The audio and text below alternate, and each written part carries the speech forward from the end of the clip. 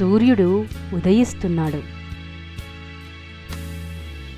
సూర్యకాంతితో ఆ పచ్చని ప్రదేశమంతా ఎంతో అందంగా కనిపిస్తోంది.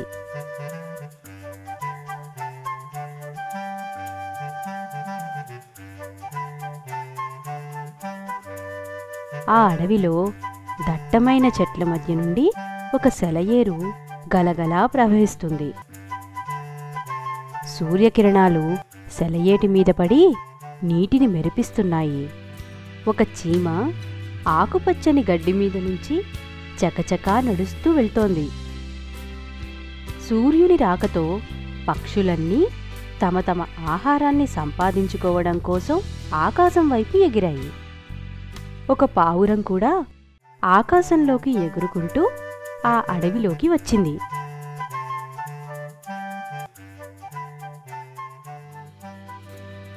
చీమ అలా అలా సెలయేటి ఒడ్డుకి చేరింది.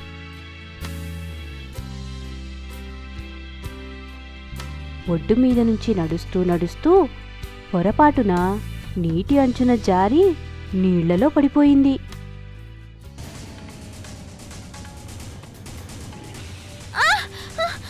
అయ్యయ్యో, పడిపోయాను, కొట్టుకుపోతున్నాను. అయ్యో, నన్ను రక్షించండి, నన్ను రక్షించండి అని టపటపా కొట్టుకుంటూ మునిగిపోకుండా పైకి తేలటానికి ప్రయత్నించింది. పక్కనే ఉన్న పెద్ద చెట్టు కొమ్మ మీద పావురం కూర్చుని ఉంది. చీమ కేకలు పావురానికి వినిపించాయి. చూసింది. అయ్యో అనుకుంది. ఒక కొమ్మను సరిగ్గా చీమ దగ్గరగా పడేలాగా వేసింది. అమ్మయ్యా, బతికాను. అసలు ఈ కొమ్మ సరిగ్గా సమయానికి ఎలా పడి నన్ను రక్షించిందో. అవును మిత్రమా, నీ అవస్థను చూసి నేనే ఆ కొమ్మని కిందికి వేశాను. అపాయంలో ఉన్న వాళ్ళని కాపాడడం ధర్మం కదా. చాలా సంతోషం మిత్రమా, నీ మేలు మర్చిపోలేను. నీ సమయస్ఫూర్తికి చేతులెత్తి మొక్కుతున్నాను. అంత అవసరం లేదు మిత్రమా, నేను చూశాను కాబట్టి ఆ కొమ్మ వేశాను. అది కనీస ధర్మం. ప్రాణం పోసుకుని పుట్టిన తర్వాత ఆ మాత్రం బుద్ధి లేకపోతే ఎలా? జాగ్రత్త, జాగ్రత్తగా ఒడ్డుకి ఎక్కు. నిదానంగా ఒడ్డుకు చేరుకుంది చీమ.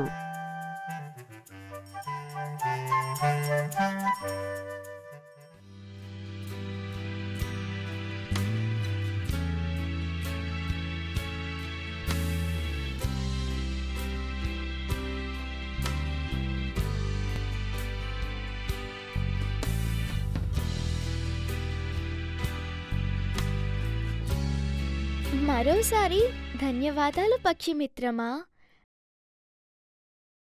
మళ్ళీ కలుస్తాను.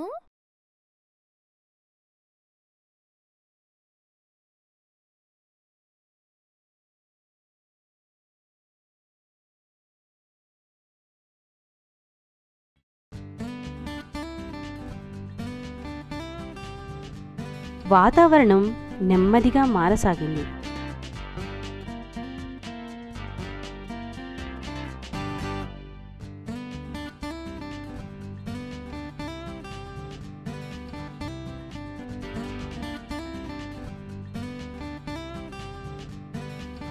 ఆకాశంలో నక్షత్రాలు మిలమిలా మెరిశాయి.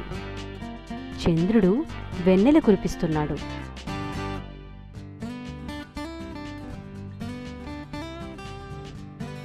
అలా రాత్రంతా గడిచి సూర్యోదయం అయ్యింది.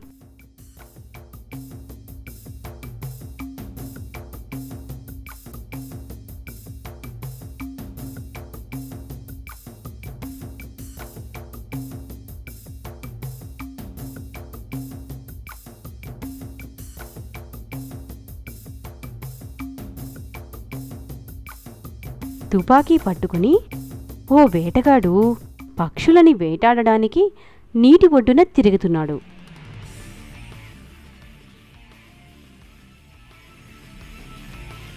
అటూ ఇటూ చూస్తూ పైకి చూస్తే చెట్టు కొమ్మ మీద పావురం కనిపించింది. వాడి మొహం ఆనందంగా వికసించింది. ఆహా, చిక్కింది, చక్కని పిట్ట చిక్కింది. దీన్ని కొట్టి నెమ్మదిగా తుపాకీ తీసి పావురానికి గురిపెట్టాడు.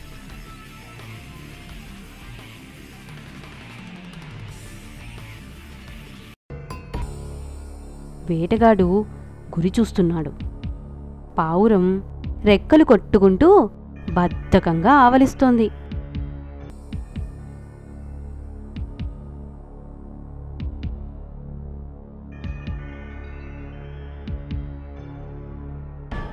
తుపాకీ గురి చూసి నొక్కబోయాడు. అటుగా వెళ్తున్న చీమ వేటగాడిని చూసింది. పావురాన్ని కూడా చూసింది. పావురం ఆపదలో ఉందని గ్రహించింది. ఎలాగైనా పావురాన్ని కాపాడాలనుకుంది.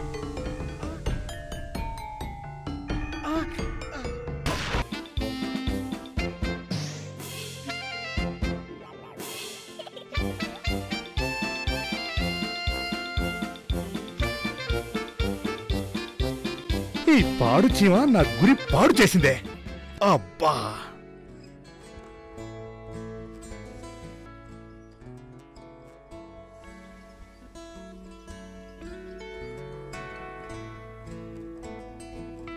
ఒకరికొకరు స్నేహంగా ఉంటూ అవసరం వచ్చినప్పుడు ఆదుకోవడమే ధర్మం అని రుజువు చేశావు.